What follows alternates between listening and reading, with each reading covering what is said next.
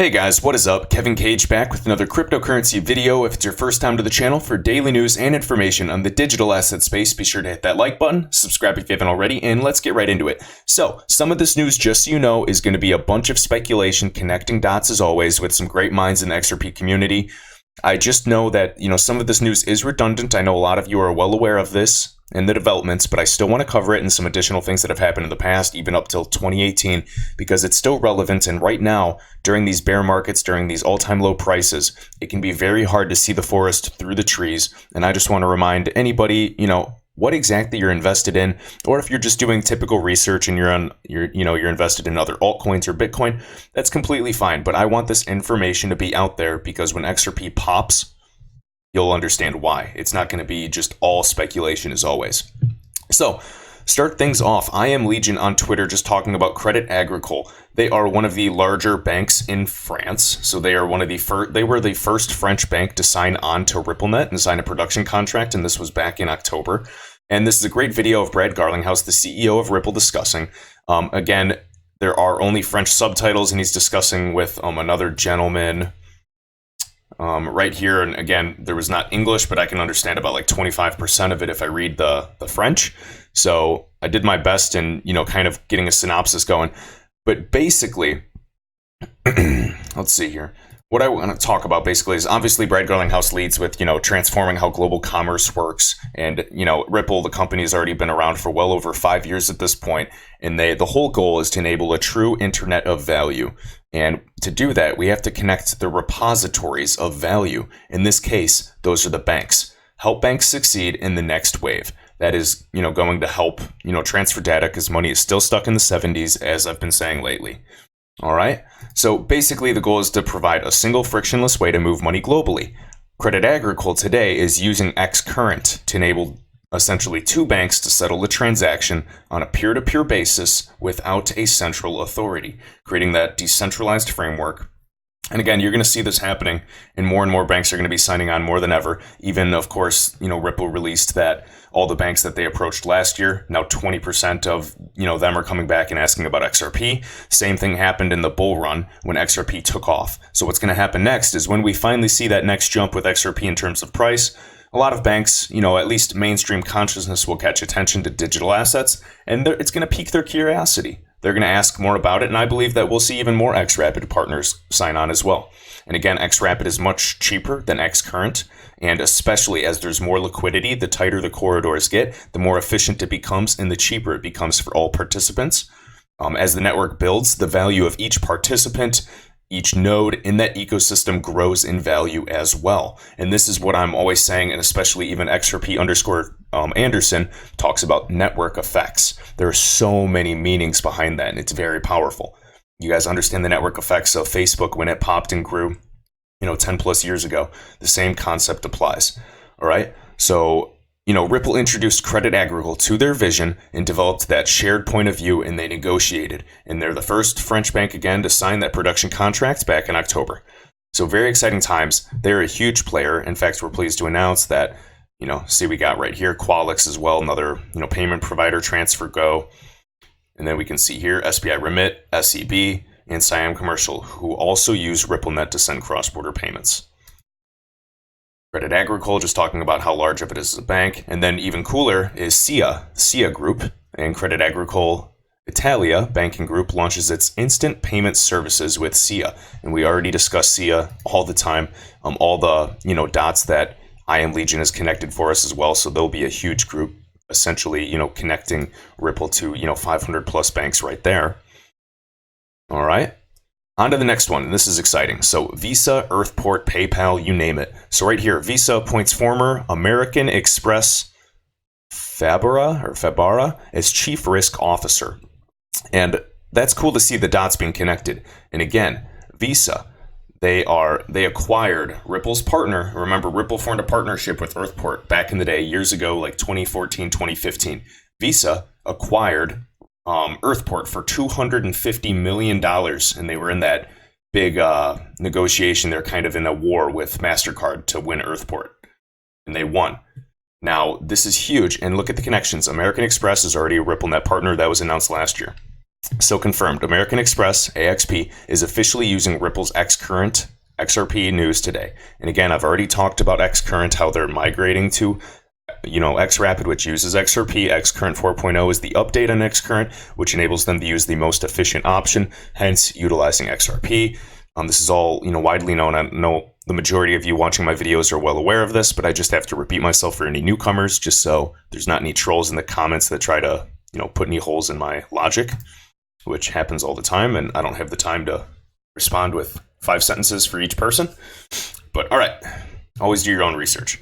And American Express is the latest financial company to become a member of RippleNet, the blockchain network operated by Ripple that provides real-time B2B global payments. And again, on its website, Ripple said American Express joins Credit Agricole, Airwallex, and Quallex. And Quallex, like with Mercury FX, and I'm blanking on the third group, were the first participants to go live on XRapid.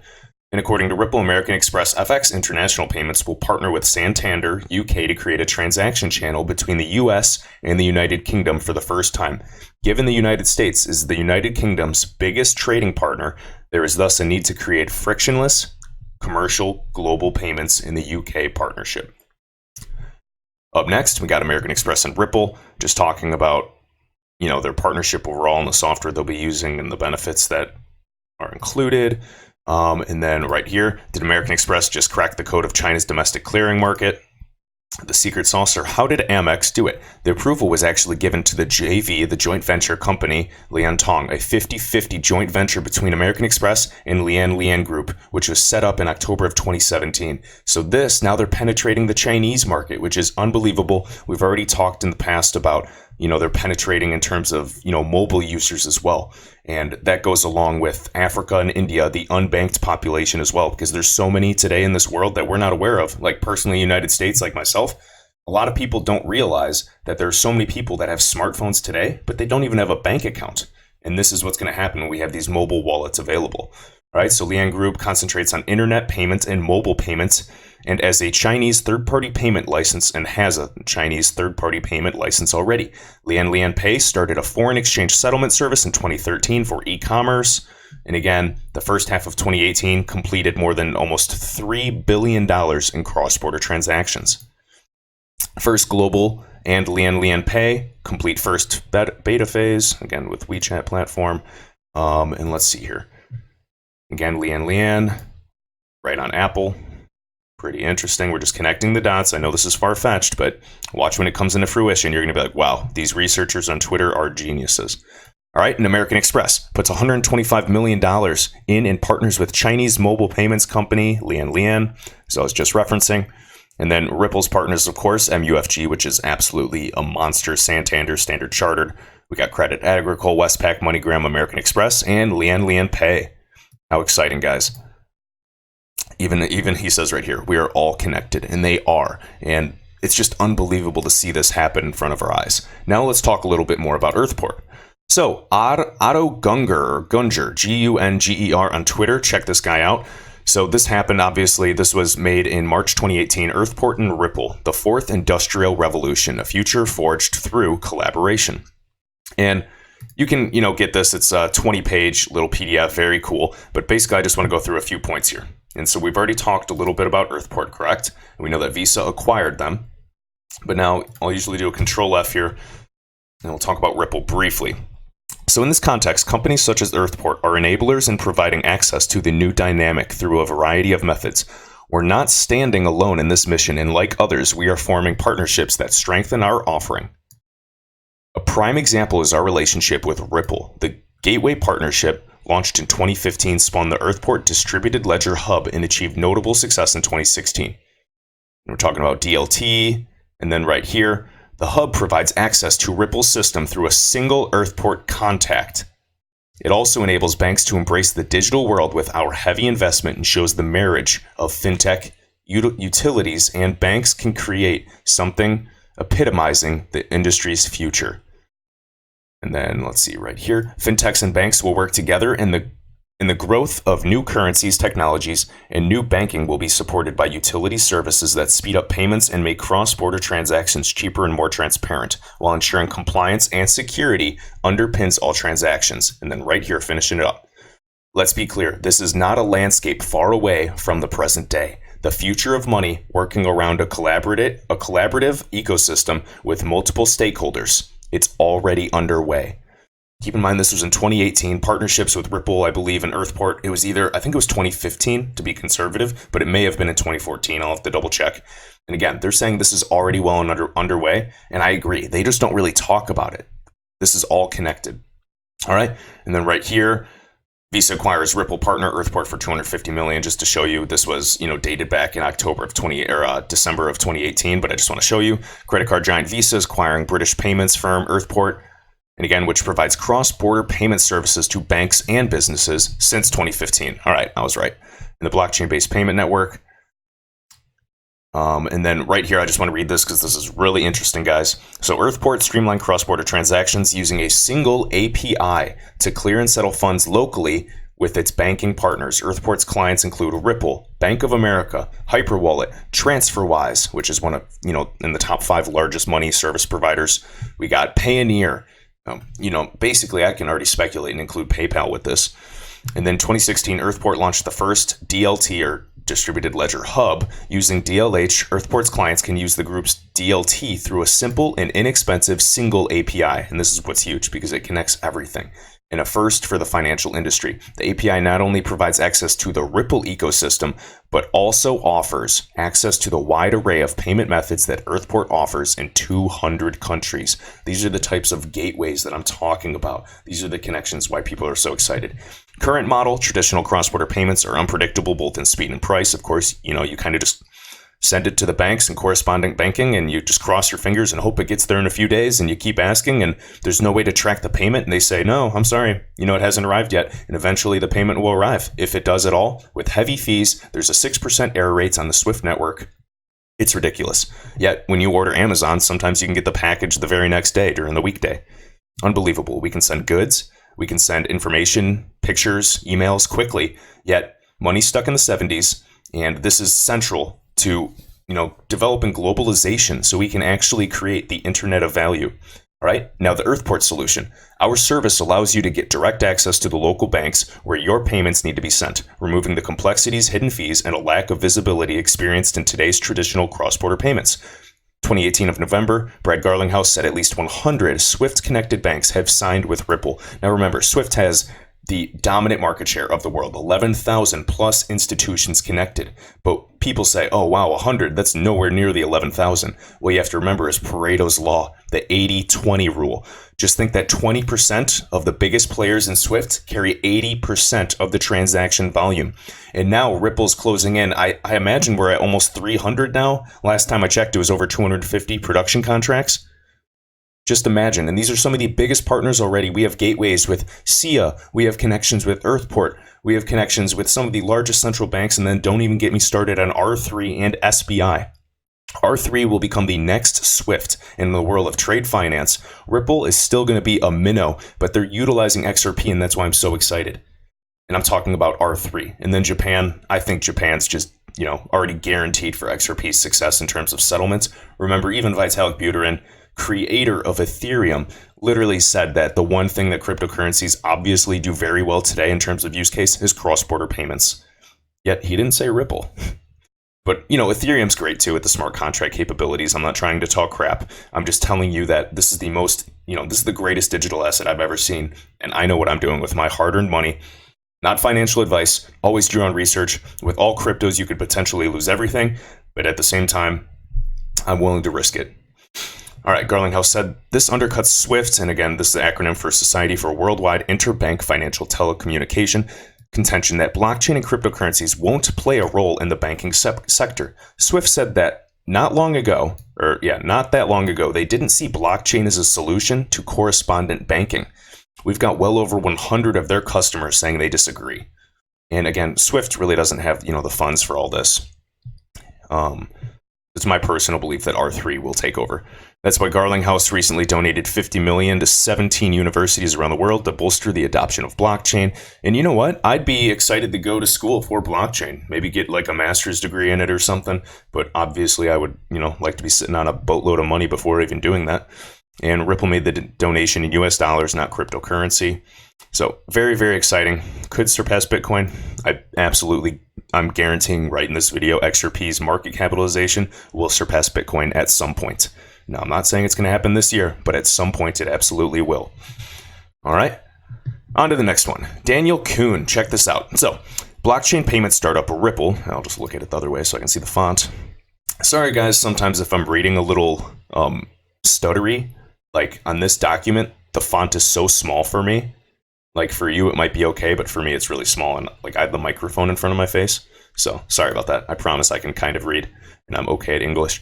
But all right, right here. Blockchain payments startup Ripple is looking to make new investments and acquisitions with a few deals reportedly underway, according to the company's CEO. The announcement comes in light of Ripple's Q2 report, which detailed the company's total sales of its native token XRP increasing by nearly 48% to $251 million.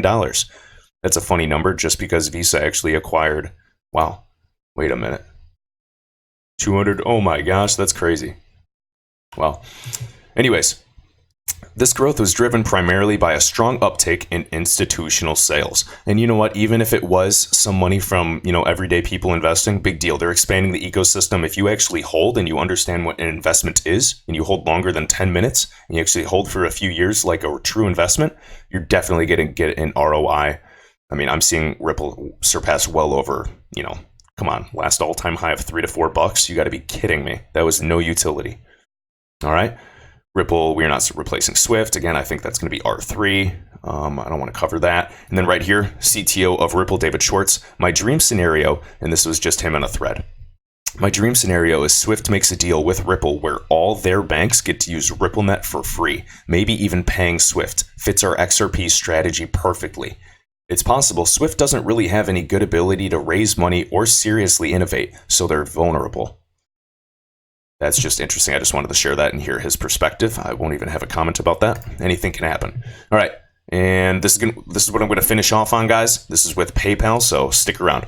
So again, I Am Legion tagged me in this. PayPal sets its sights on India, capitalize on India's mobile growth, and this is what a lot of the smart payment providers are doing. Again, the unbanked. So let's target everybody. Everybody has a smartphone. Not everybody has a bank account. Anyone that has, any money almost has a smartphone. All right. It's just the world we're living in at this point. Even some of the, more so poor countries that have electricity, at least.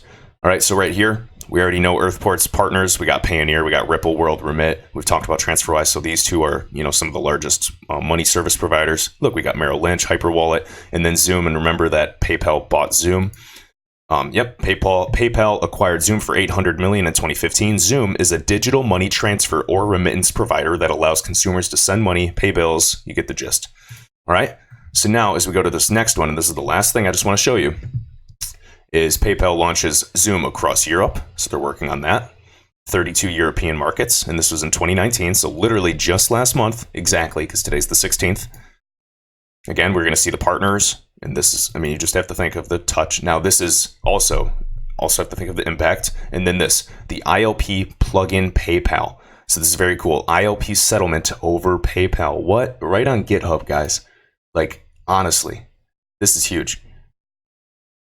And as we go right here, wait, you know what? I thought there was a REST API somewhere. Let's see. Yeah, you need to have the PayPal REST API credentials in order to use this plugin.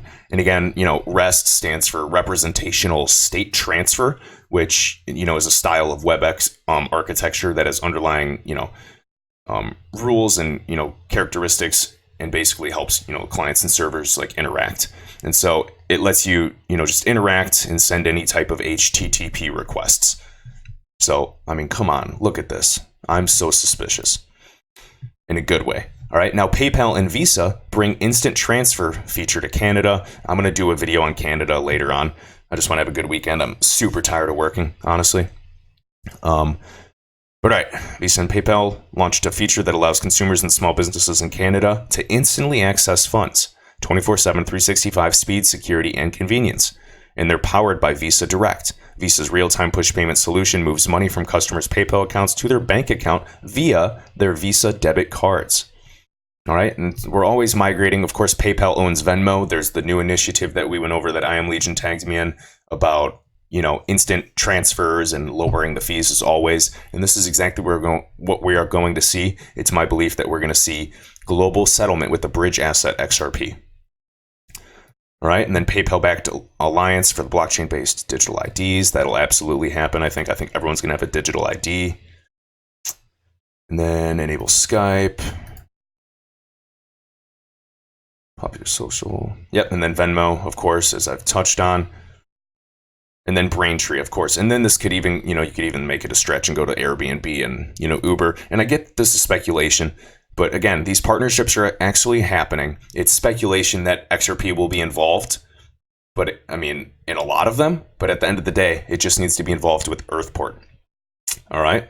So that's my belief. Guys, I am unbelievably bullish. The lower these prices go, it doesn't stop me. I am so excited and very curious what's going to happen with this Bakkt situation, if they're actually going live at the end of September, if it's actually going to pump the price of Bitcoin, if we're going to see another dump to try to scare everybody out, if we're just going to go parabolic. Nobody knows. We're all entitled to our opinions. Whatever my opinion is, honestly, whatever I say now, it doesn't matter. I know a lot of you will ask my opinion, but I can tell you it. But at the same time, nobody knows. If I was right all the time, I would be beyond wealthy. This is all speculation. Even Kelly Loeffler of, Bakkt has no idea what could potentially happen. But I'm pretty suspicious because if you're paying attention to the trends on Coinbase, what did they say? It was like 200 to 400 million sales, what was it, per month, per day, whatever it was. It was just unbelievable amounts of capital from these big guys investing in cryptocurrencies. Remember, they tell you it's a scam. Price starts going up. It's just how the world works. I'm telling you that even if I don't agree with Bitcoin and its technology, and there's other, digital assets that are far superior, I think there's a place and there's so much money and application and use cases for a lot of these top projects that a lot of these are going to succeed. I'm sticking with the top projects for the time being, but who knows and who's to say that some of that money can't trickle down to these other projects that, actually have a proof of concept and work. So again, guys, very, very excited for the future.